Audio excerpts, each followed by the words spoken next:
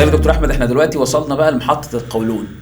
عايزين نعرف المشاكل اللي بتواجهها الناس، اغلب المصريين في موضوع القولون. في ناس كتير تقول انا بتوتر او اتعصب، قولون ينتفخ وتحس بألم ووجع وغازات، اخش الحمام ولا ما ادخلش، مش عارف ايه الوضع. وفي ناس القولون بتاعها على طول تحس ان هو في التهاب، او تحس ان هو سواء بقى كان متوتر او ما كانش متوتر، اكل ما اكلش. فعايزين نعرف القولون ده ايه مشاكله وازاي نقدر نحلها. طيب، هو سواء القولون او الامعاء الدقيقه احنا هنقسم تقسيمه بسيطه خالص كده هوت، ان تعب القولون او الامعاء يعني ممكن يكون يا اما تعب وظيفي يا اما تعب عضوي. تمام. التعب الوظيفي ده اللي هو القولون سليم من جوه، ما فيهوش قرح، ما فيهوش اورام، ما فيهوش جيوب، ما فيهوش نتوءات، ولكن العيان بيشتكي. تمام. فدي بيبقى لها علاقه بالتوصيلات العصبيه، حتى يسموها جات برين اكسس، ولها علاقه زي ما حضرتك بتقول بطبيعه الشخصيه المريض. في نوع يسموه تايب اي بيرسوناليتي، اي كلمه تزعله، اي حاجه تضايقه، متوتر على طول، عايز كل حاجه صح.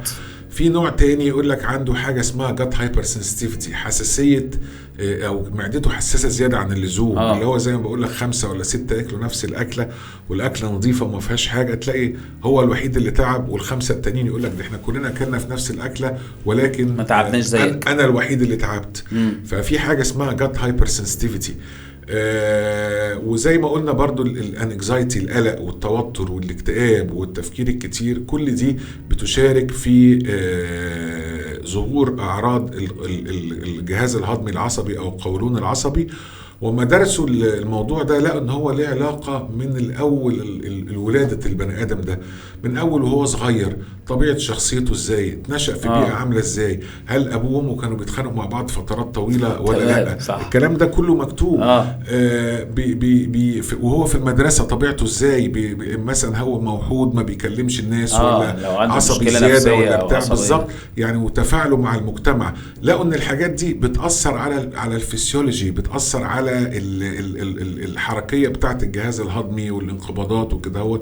فهو الموضوع له علاقه من اول البدايه خالص بالبيهيفير او الخلق بتاع الشخص من ايام ما كان طفل، طبيعه شخصيته، ازاي بيتفاعل مع سوشيالي مع الناس، بتاثر على الجهاز الهضمي، وبيحصل ان الفسيولوجي بتاع الجهاز الهضمي والموتيليتي والحركيه والكلام ده بيتغير، وبينتج عنه الجهاز الهضمي العصبي او القولون العصبي. وعاوز اقول لك قد ايه لقوا ان مريض القولون العصبي ده بيكلف الدولة في البلاد، يعني بيكلف مبالغ فظيعة جدا، تكلفة كبيرة يعني جدا. انت دايما يجي لنا العيان بتاع القولون العصبي ده في العيادة تلاقي معاه 2-3 مقطعية، ومعاه تحاليل الدنيا والآخرة، ومعاه منظارين 3، لأنه مش مرتاح، ومرض كرونيك ومش مرتاح، عمل شغل كتير وعمل شغل كتير، وتلاقيه رايح ل5-6-7 دكاترة. فبيكلف الدولة وبيكلف نفسه، وساعات توصل انه ممكن يتحجز في مستشفيات والكلام ده بتاع القولون العصبي من شدة الألم، والناس تتلخبط على انه حاجة، او يعني ويغيب كتير عن شغله،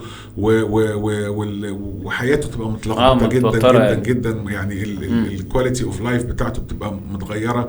وطبعا هو درجات على حسب طيب ده الناحيه بتاعت اللي هو الجهاز الهضمي العصبي او القولون العصبي.